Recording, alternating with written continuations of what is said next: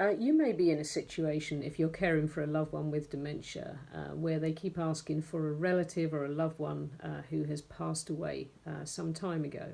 I was in a similar situation with my mum. She'd been married to my dad for over 50 years and they'd had a happy marriage and a good life together.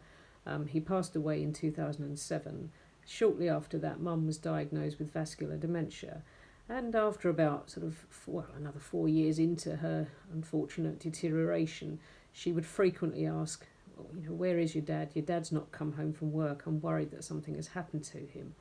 The very first time she asked me, it did catch me off guard. She actually phoned me when I was at work and said, "Oh, your dad hasn't come home. I'm really concerned."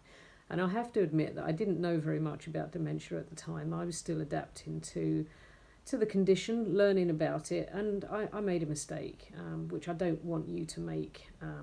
And maybe you already have, and you've also learned the hard way. But basically, I reminded her that Dad had died and said, "Dad's passed away.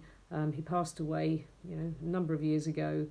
Don't you remember?" And she grieved all over again, and I was absolutely devastated. I was frustrated with myself, and it became very apparent to me that that wasn't the right way to deal with the situation.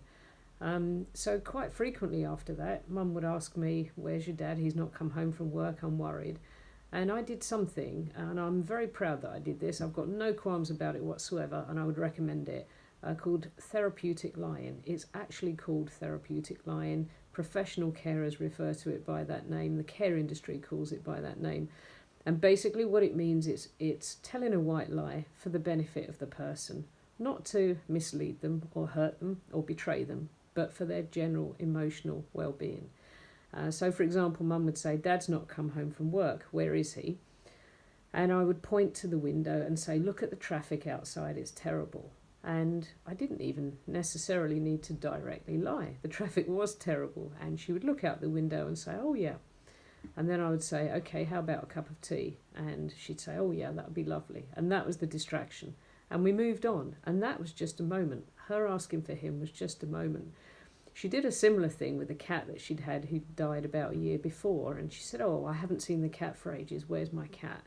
And again, I pointed to the window and said, "Look at the sunshine. It's a beautiful day." And she said, "Oh, yeah." And she accepted that the cat was probably in the garden. This worked very, very well indeed. And it saves the person a lot of distress. So as long as you're doing it for the right reasons, you're not doing it to deliberately betray somebody, you're doing it to spare their feelings, then I recommend it. But just be sure to move on from it. Once you've answered the person's question, create a distraction. Cup of tea. Would you like to go out? Would you like a sandwich? Don't just stay in the moment. And you'll normally find that that is a moment from which you can both move on. Try it. I hope it works, and let me know how you get on. Thanks for watching.